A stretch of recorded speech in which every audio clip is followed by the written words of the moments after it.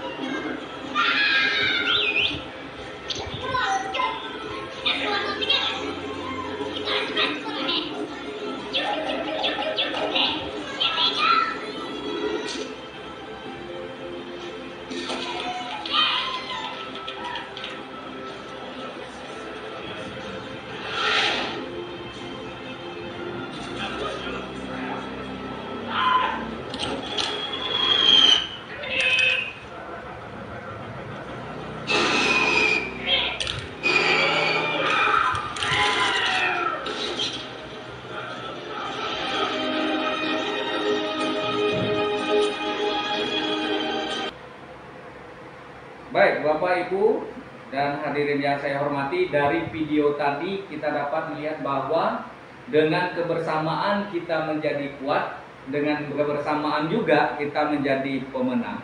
Nah, ini penting dalam kehidupan kita, bahwa kita sebagai manusia tidak bisa melaksanakan seluruh aktivitas kita sendiri. Nah, untuk itu pada kelas berbagi ini saya mengambil modul yaitu pembelajaran berdiferensiasi, yaitu pembelajaran untuk memenuhi kebelajaran murid. Nah, di sini saya akan menyampaikan bagaimana sebenarnya pembelajaran berdiferensiasi itu dan bagaimana kita memenuhi kebutuhan belajar murid itu sendiri. Nah, untuk pembelajaran berdiferensiasi itu pentingnya untuk mengetahui kebutuhan belajar murid dan lingkungan yang memfasilitasi seluruh individu di sekolah agar dapat meningkatkan kompetensinya secara aman dan nyaman.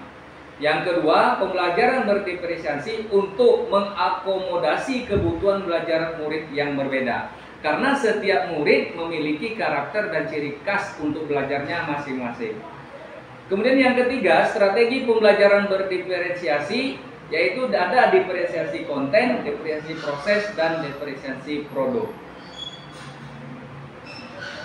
Nah, kebutuhan belajar murid di awal tadi saya sampaikan ada 3. Yang pertama, kesiapan belajar murid. Yang kedua, minat murid. Dan yang ketiga terakhir, profil belajar murid.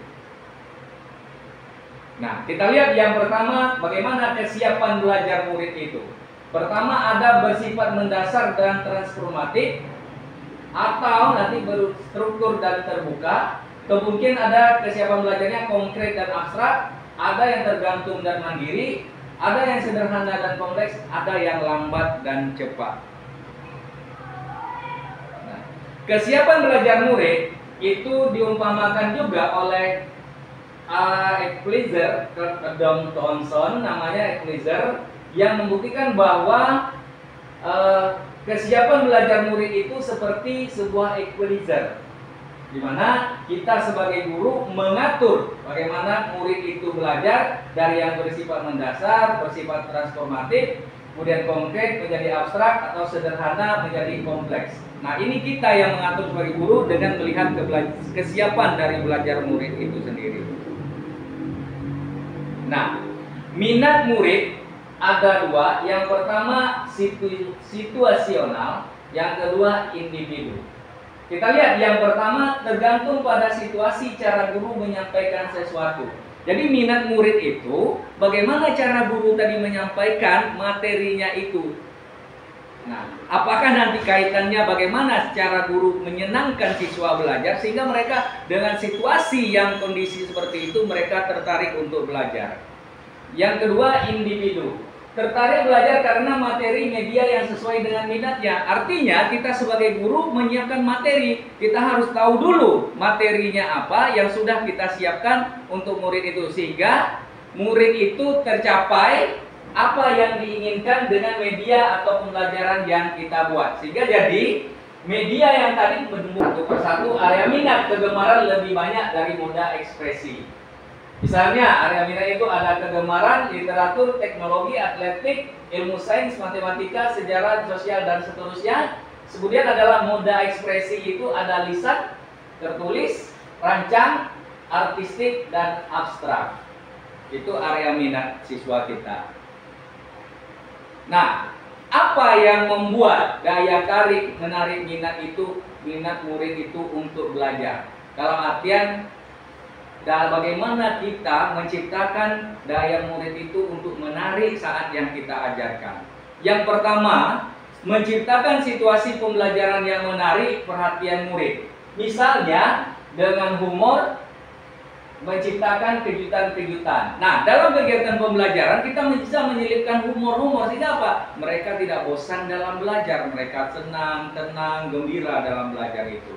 Kemudian yang kedua, menciptakan konteks pembelajaran yang dikaitkan dengan minat individu murid. Nah, kita menyiapkan konteks pembelajaran tadi dengan minatnya. Apa minat murid itu dalam belajar itu?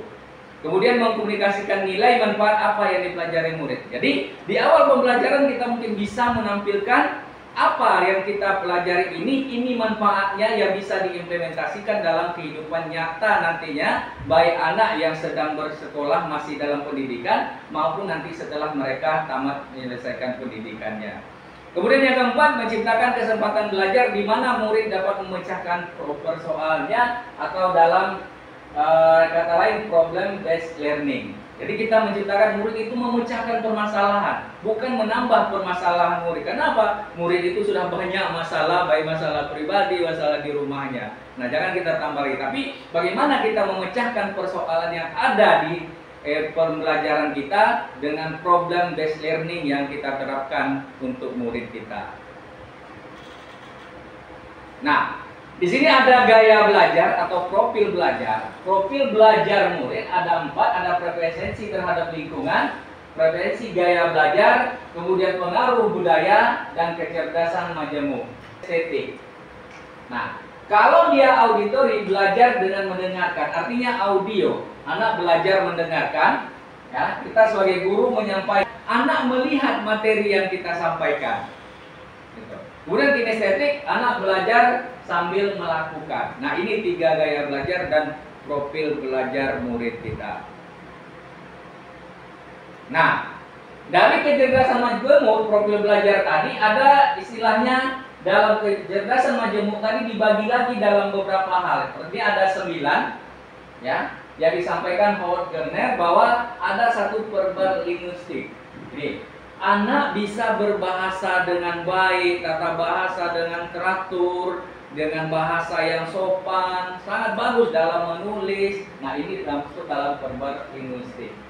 Kemudian logis matematis. Nah, dia berlogika, logikanya jalan. Ini tidak semua anak memiliki seperti itu. Karena tadi apa? Gaya belajarnya berbeda-beda. Itu 2 yang saya contohkan dari kecerdasan majemuk ini. Kemudian bagaimana strategi pembelajaran berdiferensiasi?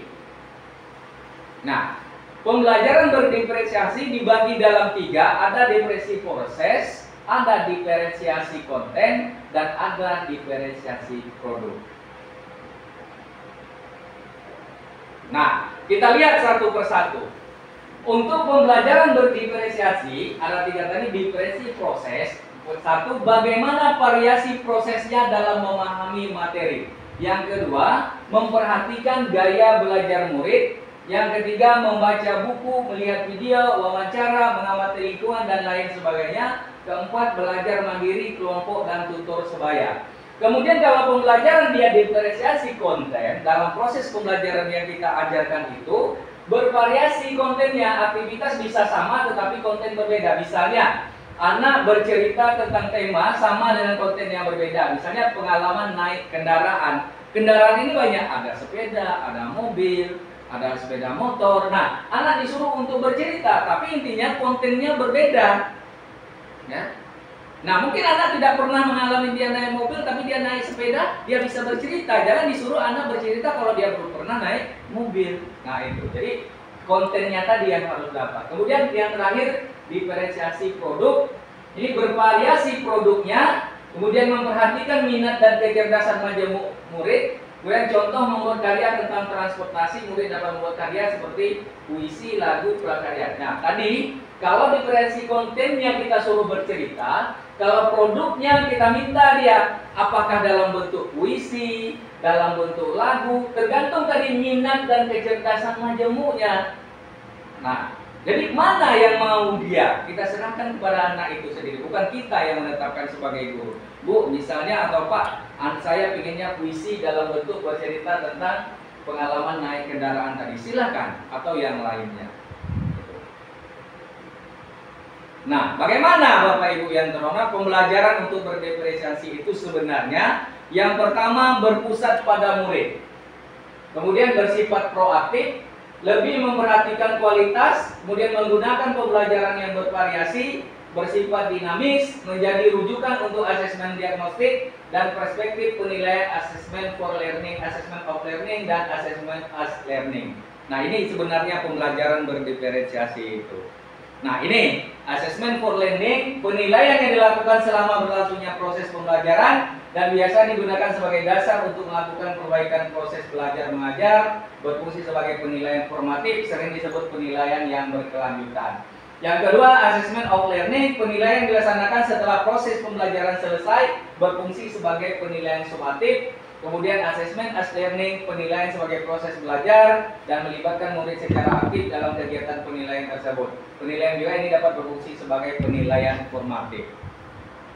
Nah, ini contoh kegiatan pembelajaran berdiferensiasi yang sudah saya lakukan, yaitu dengan materi penentuan titik pancang tanam pada perkebunan kelapa sawit.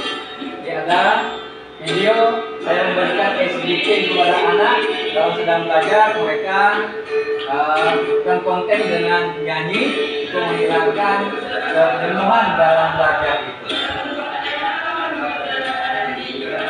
Nah, ini ada proses yang anak tergantung dari gaya belajarnya tadi kinestetik, itu menggunakan styrofoam untuk penentuan titik tanam yang disimulasikan. Kemudian kalau Bapak Ibu lihat yang kedua, yang ketiga ini adalah visual. Mereka mengerjakan pada karton dengan melihat atau menggambar proses penentuan titik tanam tadi.